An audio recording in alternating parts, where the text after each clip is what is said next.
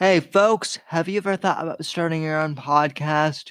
Maybe you've been listening to the Whitfield Report for a while and you're starting to think to yourself, hey, you know what? I could do this podcast thing. But where the hell do I start? Well, folks, I've had a lot of friends ask me that in the last few weeks, and I'm here to tell you all that Anchor is a one-stop shop for recording, hosting, and distributing your podcast. Best of all, it's 100% free and ridiculously easy to use. And now Anchor can match you with great sponsors who want to advertise on your podcast. This means you can get paid to podcast right away. In fact, that's what I'm doing right now by reading this ad. You're damn right that's what I'm doing. And what I like about Anchor is that whether you're a novice or an expert, it's incredibly easy to use. They have great tools that you can use to record and edit your podcast if you're a novice just starting out.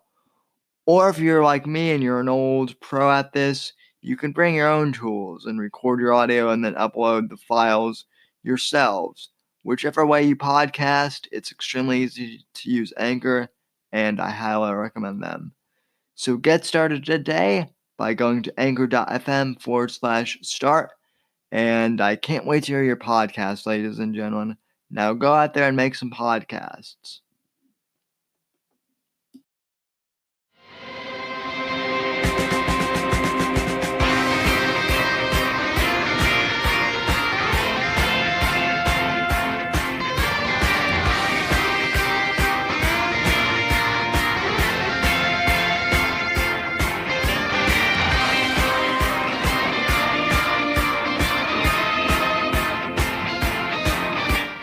Hey there, folks. Welcome to the Whitfield Report Thursday edition, special Halloween edition.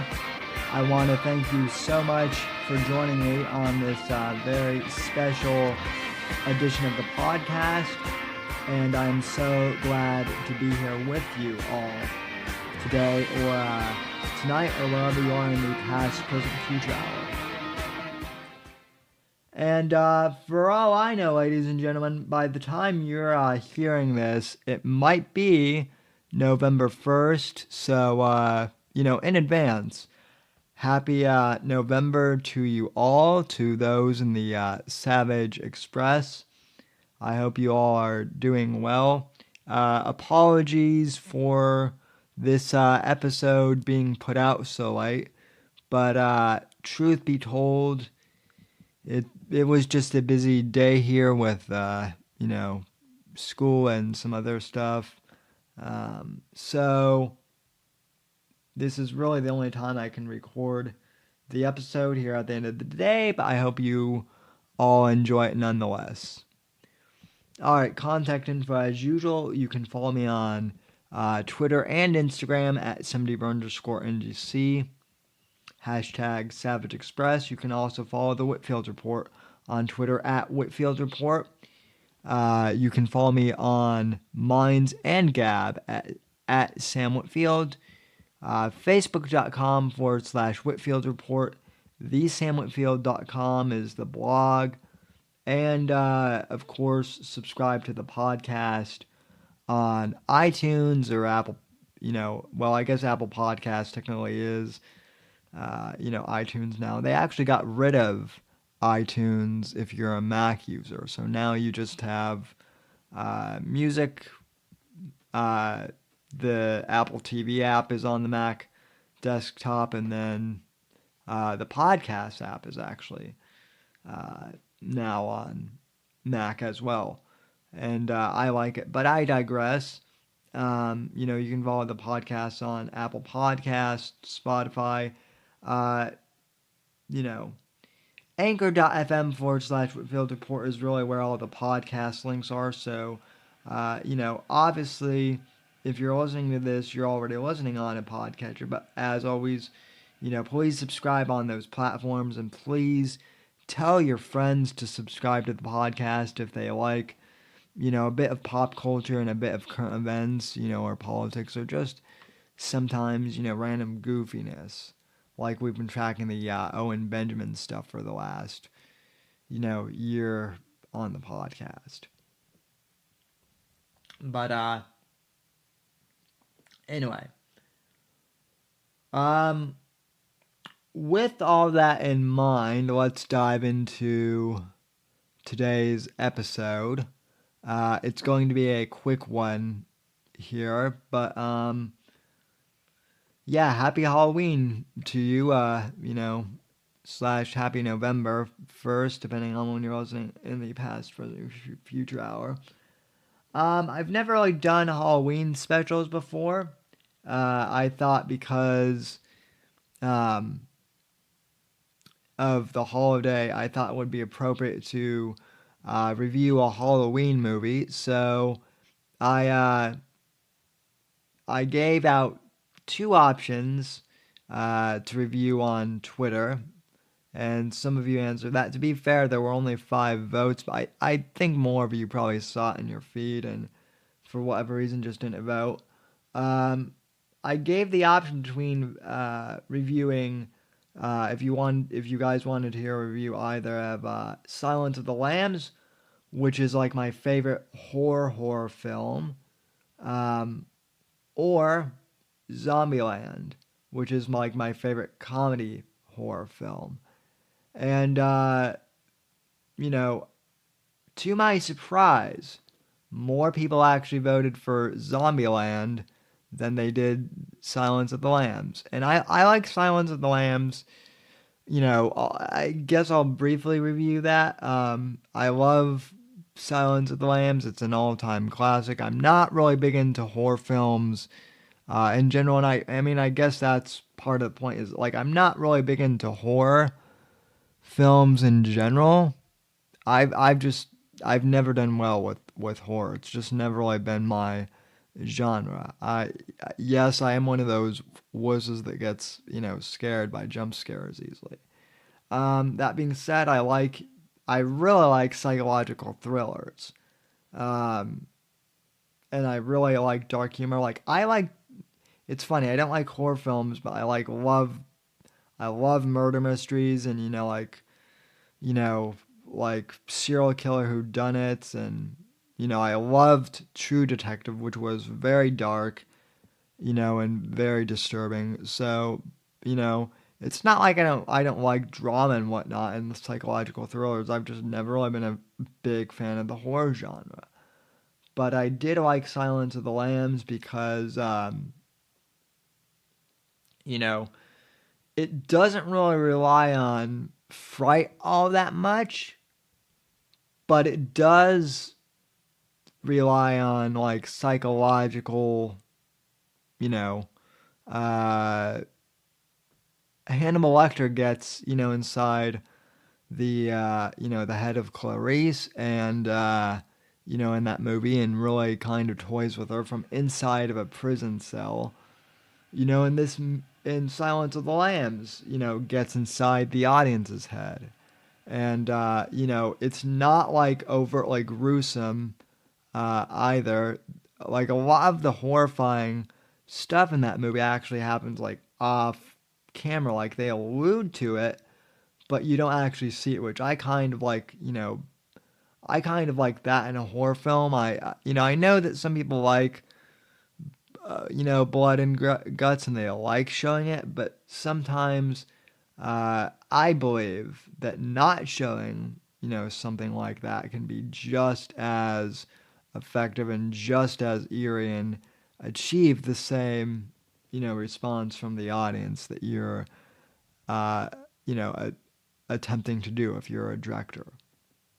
um, so obviously that's a classic. A lot of people have seen it, and so go check it out. It's a great film. But whatever you do, folks, and please, for the love of God, if you have kids who are like, I don't know, 6 or 8, for the love of God, don't have your kids watch Silence of the Lambs when they're like that age.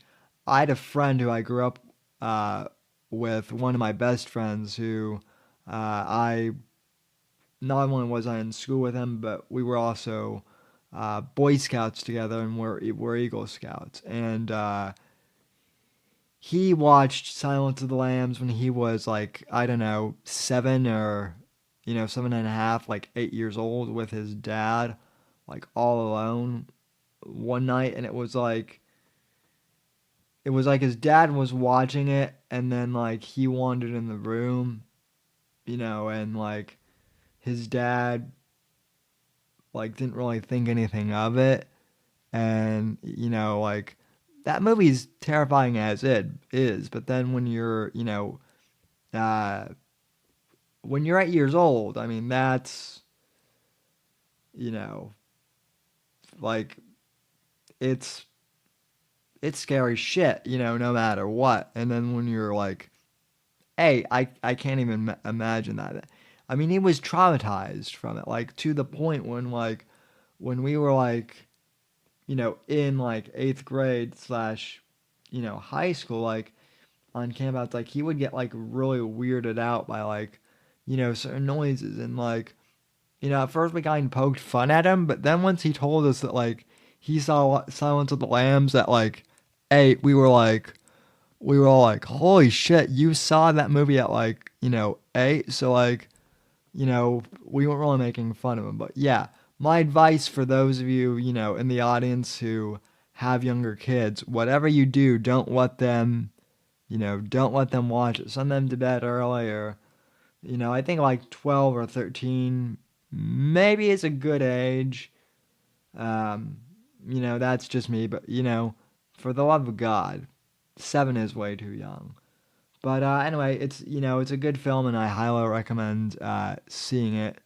So, there you go. That, I guess I'm kind of reviewing both films. Um, Now, what can I say about Zombieland? I actually just watched that tonight, for Halloween, and a few things. First off, I did not realize how old that movie actually was. And it just goes to show how fast time flies. That movie came out in 2009, believe it or not. So approximately 10 years ago now. No, exactly 10 years ago. And I think at the time, like, I was either in eighth grade, or I might have been like just starting my freshman year of high school when that movie came out. I couldn't find the exact like release date. I just kind of scanned quickly through IMDb, but still, like, I was like, my God, I can't believe that movie is 10 years old already. Like, vivid, I vividly remember when that movie like came out as a, like when they were showing like trailers for it. And if I'm not mistaken, I think either The Walking Dead had just like started as a series, or um I think Zombieland might have even predated it. Um I don't know. I know that Jason, shout out to Jason from the On Tap podcast. Listen to them on Fridays, exclusively on Spotify for now. I know that Jason will know for sure, because he's a big Walking Dead fan, or I know that he was, or I don't know anymore. But I know that he was, certainly a big fan of The Walking Dead when it came out, and so chances are he'll know, when's Zombieland and The Walking Dead, synced up. But I do remember that Zombieland was like one of, if not the like first zombie like comedy films. Or actually no, Shaun of the Dead was the first like zombie comedy film of my lifetime. And God, it's been forever since I've seen that one too. But I mean, Zombieland, you had Jesse Eisenberg, like a very young Jesse Eisenberg, like before he did, you know, the Social Network. Although people were already joking that he looked like Mark Zuckerberg. Then you had Woody Harrelson, who, um, you know, Woody Harrelson, man, has done a number of roles, and it's very interesting because he's one of those guys who either does like extreme comedy roles where like he's where he's like a total funny man, or he'll do like serious like heavy dramatic roles like in Natural Born Killers and True Detective. Um, and I'll get to his character more in just like a sec. Um, this one he this one was a little bit more humorous, but you know there were also some, I guess, kind of serious moments. Then you had Emma Stone in that movie, who, by the way, I don't think Emma Stone has aged in 10 years.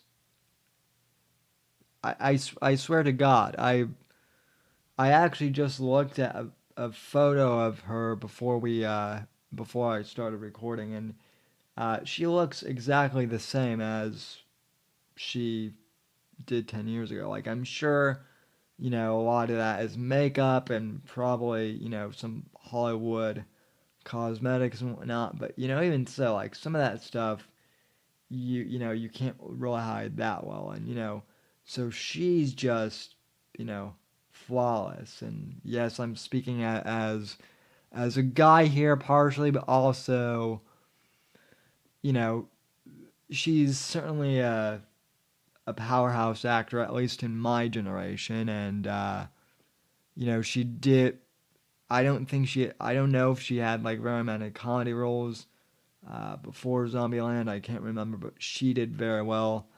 And then Abigail Breslin, who was the little girl in Little Miss Sunshine, that's kind of her claim to fame.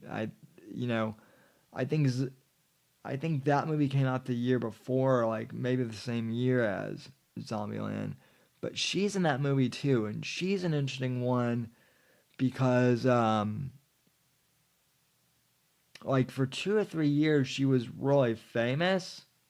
She did Little Miss Sunshine, then she did Zombieland, then she did like another movie or two that I can't remember what they were, and then she just kind of dropped off the map.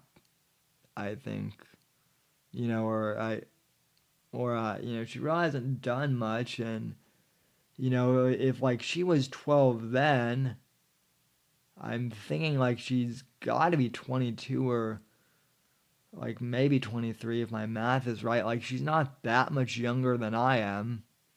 Um, but yeah, great cast overall. Oh, Bill Murray makes a cameo, and spoiler, and this was probably my favorite scene in the movie. There is a part of the movie where you know they basically travel from Ohio, which is where Eisenberg starts out, right? Um, and actually, Ohio is Eisenberg's character name.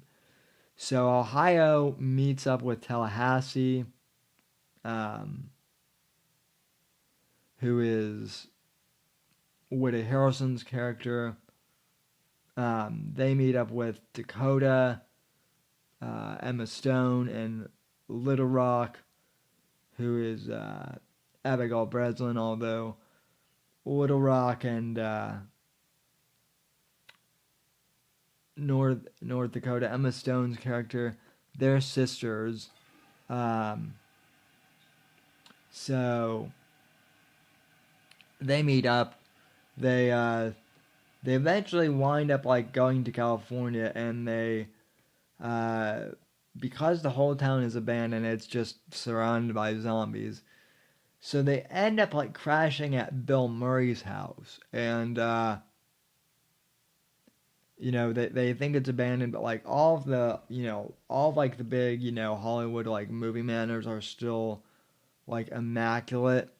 And the funny thing is um, I know is there's this one scene where um, where Bill Murray actually dresses up as like a zombie, and they think it's Bill Murray as a zombie, but it's not, and he surprises both Harrelson and Emma Stone at first, their characters, um, and he's like, "Yeah, I've just been pretending to be a zombie and all of that." Well, then he goes into surprise Ohio and Little Rock, and Ohio actually ends up killing with a shotgun. So there's actually like a whole big like, "You killed Bill Murray," like one of the greatest actors ever. Which now I understand where those like memes kind of from like 2009, 2010 came from. I remember some of those. Those were old school memes, ladies and gentlemen. But so they make a kind of a joke about that, and that becomes a whole thing. And then they end up like in an amusement park, and they end up killing like a bunch of zombies there.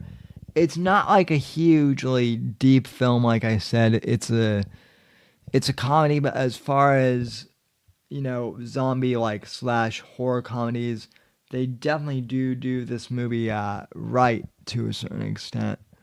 And after 10 years, it still holds up like really well. To the point now where they've actually, I guess, made a sequel, Zombieland Double Tap, which I know has been, kind of advertised. I don't know. Uh, I've seen mixed reviews on it. Um, some critics say it's really good and, true to the original. Some critics say it's really bad.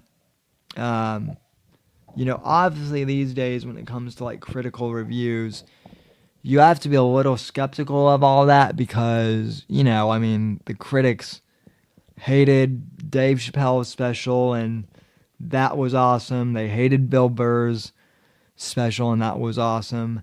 They, they hated the Joker movie and that actually got pretty good reviews. And that actually got like a pretty good, audience rating. So, you just never know. I probably won't see it in theaters. I might, but like it's not like I'm a huge, like must see in theaters. Unless I get like a really good deal on tickets or something. But like I'm hoping it's good, and I'm hoping it stays true to the original. But even so, the original film holds up very well, and I think it's definitely worth seeing. So that's kind of my quick review there of Zombieland. So, anyway, like I said, I'm not really a huge, fan of the horror, genre. Although I respect those that do. It's not like I'm shitting on people who love horror movies or anything. It's just not my cup of tea. So, and on like a side note, I don't really get like, I mean, I guess I kind of get it, but like, I've, well, I mean, I guess now I'm like a bit older, and by older I mean still kind of young. I mean, I'm still in my 20s. I've just never really gotten the need to like, shit on people for liking a certain movie genre or not liking a certain movie genre. Like Some people like Star Trek. Some people like Star Wars. Like, I'm more of a Star Wars fan for sure, but I don't feel the need to, like, go, hey man, Star Trek fucking sucks, or, anything like that. I'm kind of like, cool, you're a fan of science fiction, I'm a fan of science fiction. Like, we kind of have, friendly rivalries, but hey man, we're fans of the same thing. So, kind of. So, that's like my approach. Same thing with, like, horror films. Like, I'm not big into, like, horror films, but, I like, as long as you're not, like, taking them, seriously, to the point where you want to, like, slash someone, if you're just like a fan, I'm cool with that. Same with me in, like, action movies. Like, I love action movies. I know people who don't. I know people who think that, like, action movies are stupid. But, I like them. I'm not going to go out and, like, be John Wick and, kill a bunch of people. Although if I did, I would only kill, like, criminals or something. That would be awesome. Um, but yeah, I mean, you just like what you like, and that's that. And also, I've never really been, like, a fan of Halloween. I don't, I don't hate it, but ever since I, like, turned 13 and kind of, like, stopped trick or treating, it lost its, it kind of lost its allure. Um, you know, when I was in high school, like, yeah, obviously there were a few parties, that may have happened, but, like, Halloween is kind of just an excuse for millennial chicks to, dress up and be slutty like that. And I'm sorry, but it's true in my experience, and and a bunch of others people's experience. It's true. If you're listening to this either tonight somehow, or if you're listening to this on, like, November 1st or over the weekend, like, don't believe me, go check your Instagram, feed, and go check, the Instagram feed of, like, any Instagram model. And, like, I'm not necessarily, like, I'm not, you know, I'm not, like, poo-pooing it or anything by all means, but I mean, let's be real. I mean, Halloween, at least for me, is, I know that some people are, like, really into it, but it's just not the same for me as, like, you know, I would have to say that Christmas is my favorite holiday, and Christmas is certainly when we're going to pull out the big, stop for, like, a Christmas special. So anyway, speaking of end of the year, it's hard to believe we're already close to it. Season 5 of the Whitfield Report is, for those of you who have been keeping track of the Whitfield Report seasons on iTunes. Unfortunately, I couldn't really add, like, season 1 or season 2 to this podcast feed, but, like, we have season 4, that we have season 3 from, like, last year. This year is season 4. So now we're into season 5 for 2020, and it's pretty insane that we're doing that. Very happy about that. We've had a good year so far, and it's not over yet, but we're going to have, a good year in 2020, hopefully too. So thanks to all of you who have helped this, podcast grow, and kind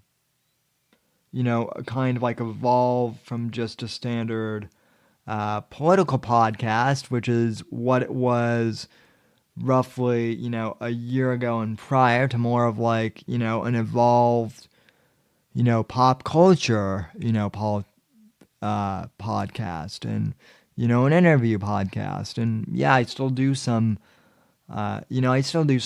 political stuff too, but, I think this season, that we've done this year of the podcast, I've really evolved the podcast. And I mean, yeah, some of that is me in the direction that I've, taken, but a lot of you guys have given really good feedback on where you think that this podcast needs to go. And I don't listen to like every single suggestion. Obviously, it's my show, but at the same time, I do think there is some.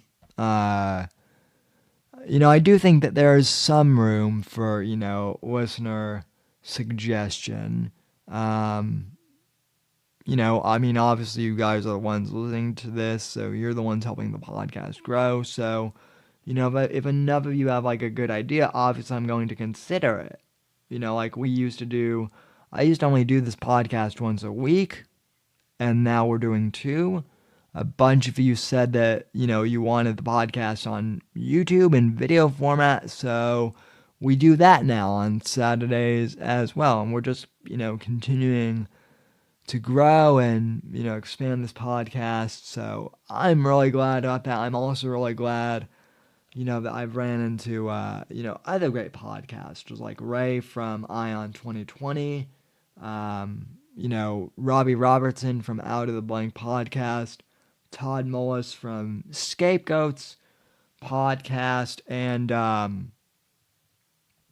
obviously my old, JFN radio colleagues, Jason and Tate, and their new co-host Andrew are doing On Tap as well. So, very excited to kind of, be involved in kind of like a small podcast community of sorts. That's always very cool. And yeah, we're just, again, I feel really blessed to, just be able to expand and grow this podcast and, like it's a thing now, and I'm really glad it is. All right, folks. So, like I said, we're not going to do a whole, hour, but I do want to, I do kind of want to spend a little bit of time on, like, the music and, pop culture review section for this week, especially since I forgot to do it on last, Thursday's episode. So,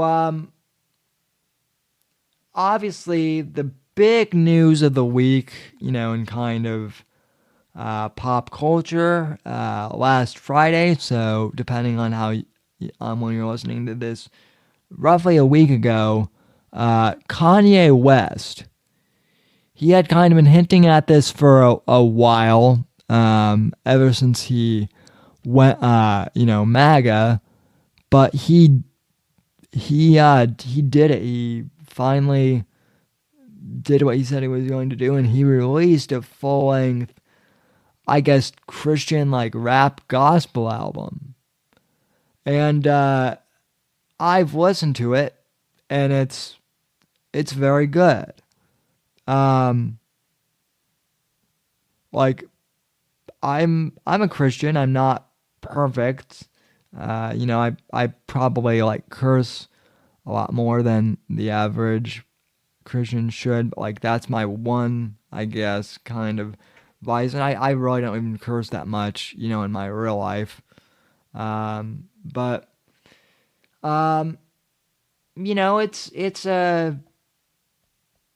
the album is called Jesus is King, and it's a good album. Like, as far as musical content goes. The other thing is, like, I've never really been a big Kanye West fan. Like, I never hated Kanye, but like rap has just really never been my thing to begin with. And then obviously Kanye West, at least in my lifetime, growing up in my teenage years and some of my 20s. Well, obviously Kanye West over the past decade and a half has kind of had the reputation of being a bit of a moron, in the past. When he went over to the Trump train, and I talked a bit about this last year on the podcast and somewhat this year,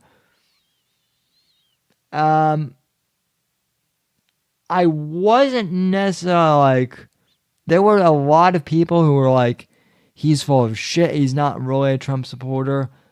But then, it seems to me like he's actually, pretty much held fast to what he was, like to what he was saying with, supporting Trump and, empowering the black community and saying that not every black needs to be Democrat, and like he really opened a lot of eyes in the African American community, to the idea of being conservative or the idea of being a libertarian or I guess overall the idea of not being left, right? Like they don't have to be left. They don't have to be left by default, right? So that was really Kanye's big contribution, and I mean I think he's still there. I don't know if he's like fully on the Trump train, but I know that he's not left, anymore. He's not far left. And now with Kanye coming out as like a Christian, rededicating his life to to Christ and whatnot. I think that's awesome if it's genuine. Um, I'm not saying it isn't because, and I mean, this is one of the reasons why I don't really like to talk faith this much on the podcast. I mean, I do believe that, Jesus Christ is my Lord and Savior. I know that. And I know that I am saved. But faith is, at least in my opinion, something that has always been like very personal, right? And I know that just says to go out and spread the gospel. But the way I've always, felt that spreading the faith is, I've always felt, and I know that it differs for people, but for me personally, I don't feel like I need to evangelize, in the podcast format. If you're one of those, people that, does, good for you. That's your prerogative. I like to, I like to live my faith just through my actions of trying to be good, to other people and do good by other people. At the same time,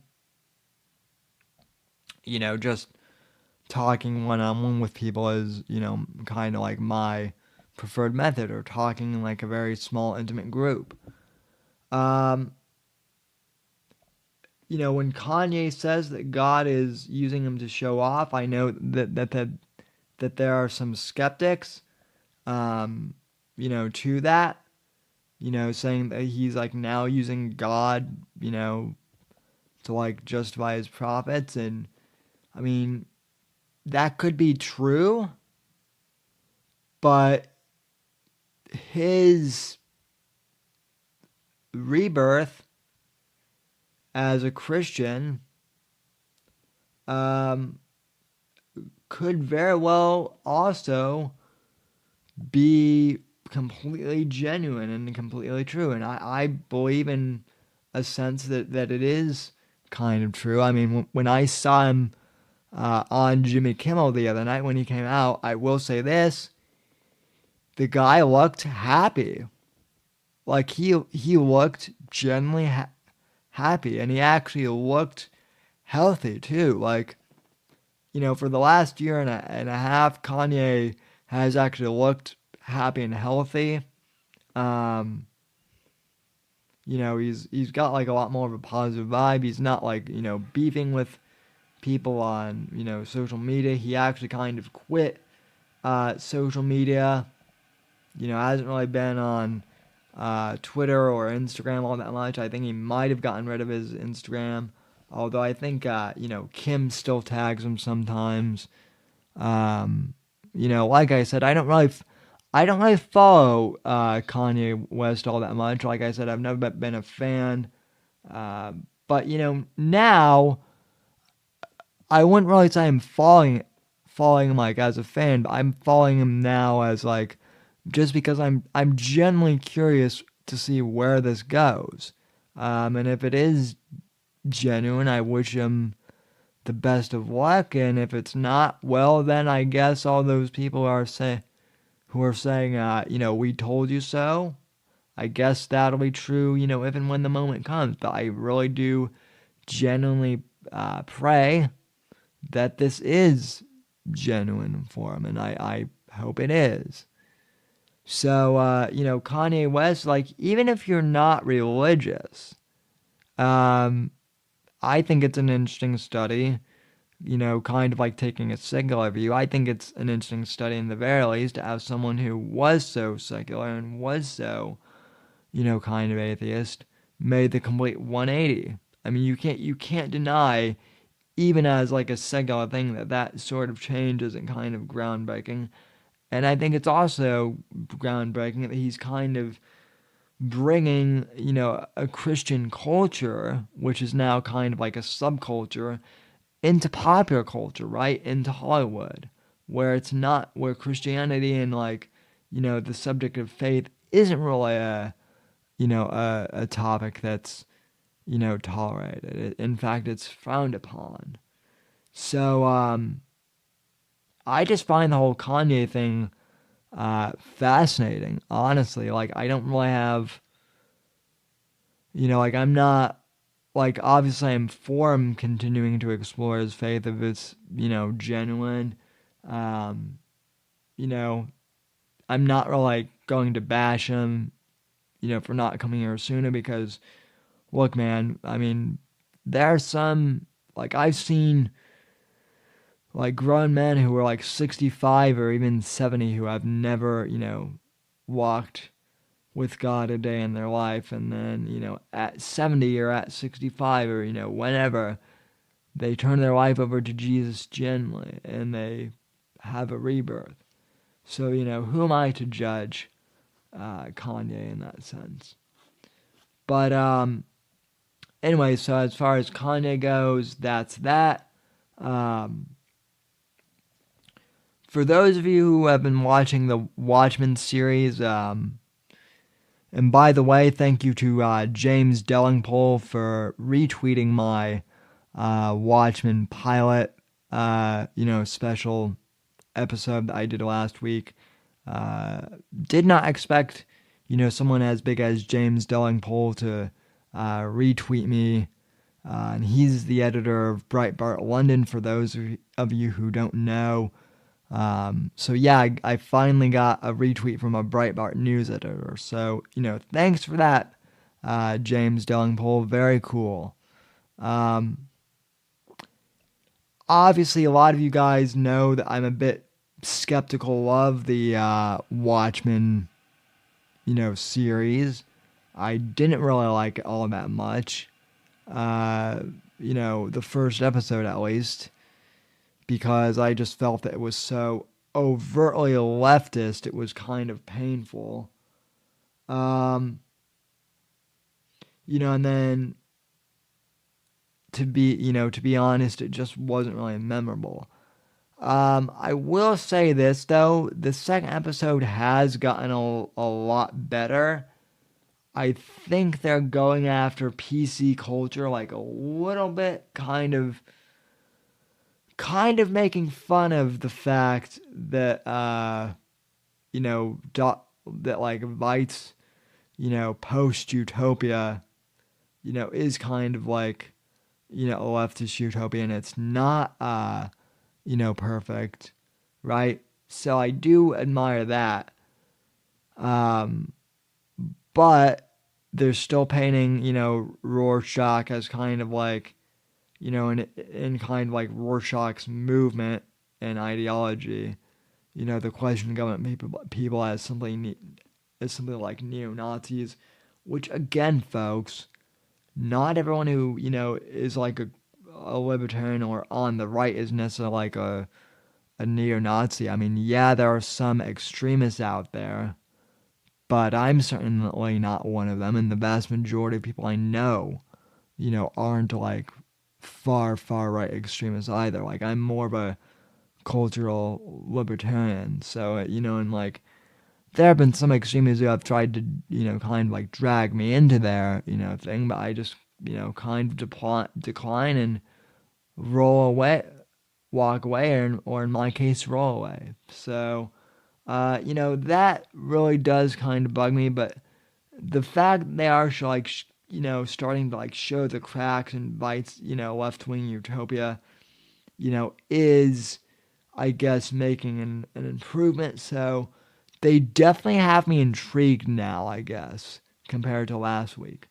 Again, I don't really think this needs a sequel overall, though. The Watchmen graphic novel and the Watchmen book and the Watchmen movie, were kind of perfect on their own. But like I said, this series is out there now, so what am I gonna do? I can't really erase it. It's out there now. It exists. So, just best to kind of see where it all leads, I guess. So, yeah, that's kind of my quick, you know, I wouldn't really say I'm cautiously optimistic, but like now I'm cautiously like kind of paying attention. So, you got me hooked for another week, Watchmen. So we'll see where this ends for week 3 then, I guess. Alright, ladies and gentlemen, so that does it for the podcast. We're actually wrapping up at like a good 45 minutes or so, I would say. So, from all of us here at NGC Studios, wherever you are in the past, present, future hour, have a good day or good evening. God bless, God save this great nation, and I will see you for the Saturday show, 10 p.m. over on youtube.com/The Whitfield Report. And yeah, we'll see you then. Don't know who I'm going to have on as a guest yet, if I have any guests on at all. But we will, cross that bridge when we get to it. As always, stay tuned to my social media for announcements regarding that. And from also NGC, God, freedom, legacy in that order, and God bless, and God save this great nation.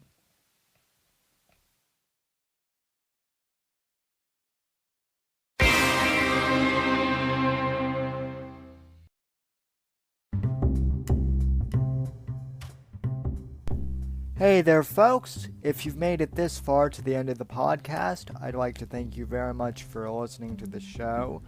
You are the ones that make it possible for me to make an income from podcasting, and I greatly appreciate that just by listening to our show. You are helping us gain ad revenue. However, if you would really like to help